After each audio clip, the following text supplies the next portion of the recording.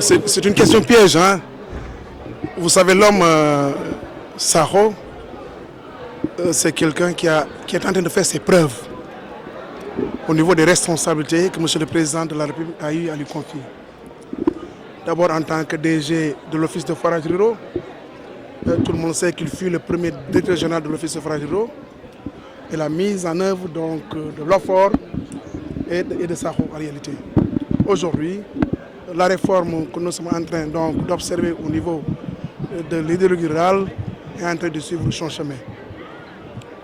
Depuis quelques mois, un peu plus d'un an, Sakho aussi occupe le poste de directeur général de l'Office national de l'assainissement du Sénégal.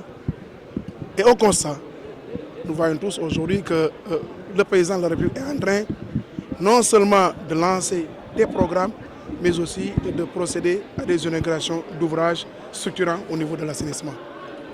Ce n'est pas le hasard, hein, c'est parce que tout simplement le directeur général, M. Lassana Sakho, qui est un homme intègre, compétent, quand même a su faire un travail extraordinaire qui s'inscrit dans une dynamique voulue par M. le Président de la République. C'est de faire en sorte que les choses bougent selon sa vision, vision guidée par le plan Sénégal émergent. Et nous travaillons ensemble en parfaite harmonie au niveau du ministère de l'Hydraulique et de l'assainissement. Et nous avons aussi tous constaté que le secteur de l'hydraulique et de l'assainissement est placé au centre des priorités par M. le Président de la République. Et il fallait des hommes pour conduire en tout cas la mise en œuvre des politiques publiques et M. Sakho en fait partie réellement. C'est pour cela aujourd'hui qu'il s'engage. Il s'était déjà engagé politiquement, si je peux m'exprimer ici. Puisqu'en 2009 déjà, il faisait partie des organisateurs de la première Assemblée générale, donc la convergence des cadres républicains. À l'époque, M. le Président n'était pas encore président, il était opposant, fraîchement sorti, en tout cas, de l'Assemblée nationale. Donc c'est un cadre engagé depuis longtemps. Et aujourd'hui, comme on le dit souvent, il y a plusieurs îlots qui puissent concourir à pousser, à accompagner M. le Président de la République dans sa réussite, vers sa réélection. Et le mouvement qu'il vient de mettre en œuvre, l'Alliance pour le développement et l'avenir du Sénégal, ADAS, en est une parfaite illustration. Vous avez vu la mobilisation vraiment des personnes ressources qui nous viennent de toutes les parties du département de Dakar, même au-delà du département de Dakar, converger vers Sorano. Ce jour, veille de fête, dimanche, avec une telle mobilisation, je pense quand même qu'il est sur le droit chemin. Il faudrait qu'il continue comme ça. Puisque le président, je pense, a monté la voie à travers le Sénégal émergent, à travers les performances que l'économie sénégalaise est en train de connaître, à travers le développement que le Sénégal est en train de connaître. Il faut que des gens vraiment sains d'esprit, honnêtes, loyaux, et qui acceptent et qui regardent les choses qui bougent, qu'ils puissent les transmettre à travers d'autres Sénégalais qui sont là, peut-être qui ont été un petit peu déviés, qui ont été un petit peu, en tout cas, voilà, pour qui on a un petit peu masqué la vision. Les éveiller est une très bonne chose. Et Sakho s'inscrit dans cette dynamique. Je l'encourage.